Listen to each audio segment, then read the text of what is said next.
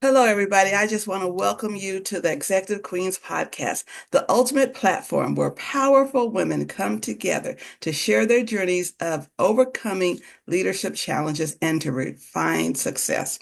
And today I am so excited because I have Miss Shelby here today. And Miss Shelby is filled with a wealth of information and so much knowledge, and she definitely has a story to tell all of you. So, Miss Shelby, I want to just say welcome. And so I want you to also tell us a little bit about who you are and what do you do? For sure. Thank you so much for having me today, Deborah. I really enjoyed our last conversation. I can't wait for this one. So, as you said, I'm Shelby. Hello, everyone. I am currently based in Miami, Florida, but I am born and raised in Mississippi. That's where I originally hail from. That's where I lived until I moved to Philadelphia, where I studied political science at Penn. From there, I started my career in tech in San Francisco. Within tech, I've primarily worked in leadership development and team effectiveness. But these days, I'm trying on a more technical role. I just recently transferred to the cybersecurity team at my company, where I will be working in operations, so supporting our training and awareness efforts around information security. In addition to my day job, what I do professionally, I also run a business singles events. It's called Miami Singles Club, and I am a content creator, so I stay busy. Yes, and definitely she does stay busy. But I like it. I like it. I like it. And I also want to congratulate you in your new job too. That's exciting. This is just refreshing too. So today, the reason why we're here is we're going to be talking about some challenges that women encounter. And so I want to ask you about looking at the spaces where there are women that are always not represented. What are some of the challenges that these women may go through or do go through? Yeah, so that's a quite a big question. Um, and it's something that I feel like we're talking more and more about these days, given the current climate and the way things are. There's a lot of uncertainty in the world right now. And we saw a lot of progress in 2020 and the years following, and now we're in a climate where it feels like, we're watching those gains be reversed in a lot of ways. And so that's kind of one of the first things that I think of, given your question, is just the environment that we're all living in currently at this moment in time. Mhm. And so I feel like women can be disproportionately impacted by this, for kind of obvious reasons that I probably don't have to spell out loud. Mhm. But then I feel like there are also those not so obvious questions that women may have about, what does the future really look like for me? Or they may not even be able to ask that question because things are so nebulous right now, or they feel so tense, or, we don't always do, people are not always comfortable confronting reality. And Right. so I think that that's a real challenge that a lot of women are facing right now is it's harder to even have these conversations. It's harder to even ask these questions and talk openly and be open about how you feel. Because it was trendy for a while and now it's not necessarily trendy anymore. Right. So that was a little bit vague, but I did want to say that to say that I think it's so wonderful that you're doing work in this space and having these conversations and putting it out there. So I really appreciate the work that you do. Thank you, thank you, thank you. I appreciate that you with the work you do as well. And but I really like the fact that you're saying it's vague because that's the world we're living in right now. It's a vague world, the unknown world. We don't know where we're going, what we're going to do, what's around the corner, so it is scary. And of course, it's going to cause some tense emotions and things like that. So I really appreciate you being able to tell our audience that and for them to let them know that the feelings that they're going through are normal because we were living in vague times. So thank you for sharing that information. And so I kind of want to bring it home a little bit. What are some of the spaces or challenges that you may be having at this time? These, Yeah, so let me think about it for a second. Something that comes to mind for me is that training is so important. Not to give a shameless plug for my own background, but at the base level, what I work in is training, leadership development, team effectiveness. It's all related to training, and training is one of those things that people, it's not brain surgery. Mhm. So they don't necessarily have an appreciation for the skill and the expertise required to be good at training and to create training that is impactful and does what it's supposed to do. It's something that is incredibly important and it's often done badly. And so it gets a bad rap. Right. And I know in my own career, I've personally experienced what I believe to be the results of a lack of training, a lack of proper training, a lack of proper ability. And so, a specific example I can give you from early in my career that sticks out to me, because it influenced a lot of the work that I've done since then, is in my very first performance review. Um, my company at the time did 360 performance reviews, which are fantastic. So you get feedback from your manager, you get feedback from your peers, and you get feedback from people who may not necessarily be Mhm. related to you and your team, but have worked with you before and can provide insight about your strengths and your areas for improvement.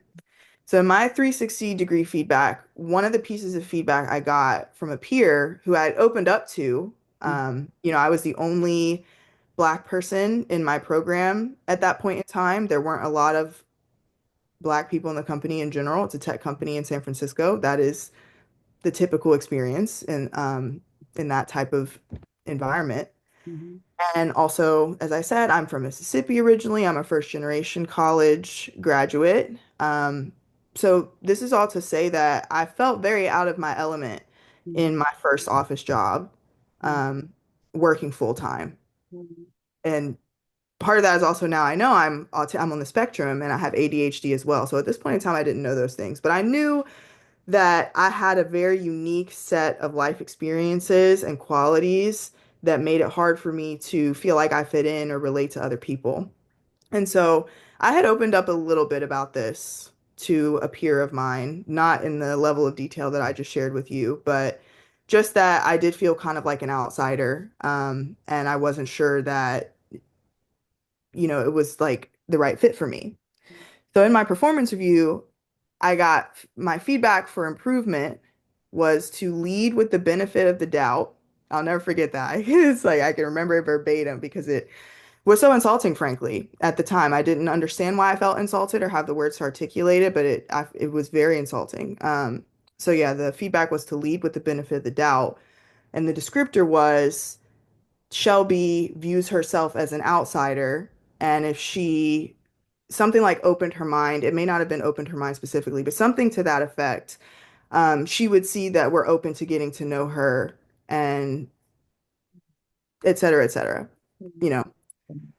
So I didn't react very well to this feedback for obvious reasons. Like I said, I couldn't articulate it at the time, but that's not about my work. It's not about my performance. It's feedback related to like a personal comment that I had shared in a moment of vulnerability with a colleague. And to be told that I'm not giving people the benefit of the doubt because I recognize that I'm not in a space where I'm around a lot of people like me, that doesn't mean I'm not giving people the benefit of the doubt. It's an uncomfortable experience, Mhm. whether everyone around me means well or not. Mhm. And I feel like that can be an issue that women, Black women in particular, um, anyone honestly who's in a setting where they're a small minority, it's an uncomfortable experience regardless of people's intentions. Mhm. And that's just the legacy of the world that we live in. And I feel like oftentimes we have people's reaction is, well, I have good intentions. I mean well, so you should feel fine. You shouldn't feel uncomfortable. You adjust, you adjust, you adjust. That's what a lot of the sentiment ultimately boils down to in these spaces. And this was a fantastic company. I had a great career experience there. They cared about me. It's still to this day one of the best companies I've ever worked for, and that still happened to me. And it's due to ignorance. It's due to a lack of training. Um, Perhaps if my colleague had been given more coaching or training around what appropriate feedback is, it that wouldn't have been what she gave me because it wasn't about my work. But instead, my own manager saw it and thought that meant Shelby needs to give people the benefit of the doubt.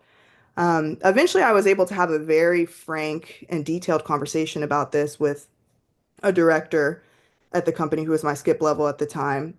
And she did a great job with repair, listening to me talk about it. And then her very astute analysis, once I finished sharing, was, it sounds like you're the one who hasn't been given the benefit of the doubt. And I was like, so that is to say these things happen and they can be repaired, but it's training matters so much because these things are so they matter so much, especially for me, someone who, as I said, is a first generation college student, is on the spectrum. I face very unique challenges that the vast majority of people I'm working with in these corporate spaces do not experience. So it had a profound impact on me to be given that feedback. And I've never forgotten it. And in my career since, I have created in leadership coaching, I've created feedback and coaching workshops where I put up feedback on the screen and I have managers analyze it and pull out points that could be biased or are not related to the person's work. I teach leaders what actionable feedback really is, and it makes such a difference. So yeah, thank you for listening so carefully. I'm so glad I got to share that because it was it it's a very meaningful moment in my career. Yeah, and not only is it meaningful, it's meaningful in all of our careers because I'm sure there's so many people that's listening to this have been through the same thing and maybe not vocalized it like the way you did. But I think that this is a topic that we as Black women need to start talking about more among ourselves as well as our peers to get that education in place so that we are treated differently than what we've been treated in other spaces or even the spaces that we're going through right now. So Shelby, I want to thank you so much for sharing that for with us. And I just want to go ahead and conclude by asking you to give us maybe something a final word that you want to share with the audience. Yeah, definitely. A quote that has been on my mind recently, it's my status on Teams right now by Nelson Mandela, is it always seems impossible until it is done. So I want to leave everyone, you, the audience, even myself, with a reminder that we have to dream big. We have to. And when we do, incredible things can happen. We can work miracles. The we've been tested so many times already. And this is another one of those tests where we're called to continue to stand and lead and excel and be excellent. And so that quote has been really inspiring me this week. Beautiful quote and just a good ending. Can't say anything else about it, but thank you. So I just want to thank you so much for being here and just the knowledge and wisdom that you have and present to everybody else. And I just want to say thank you and have a wonderful day. Thank you for having me. You're Thank you so, for watching. yes. Watch. Thank you.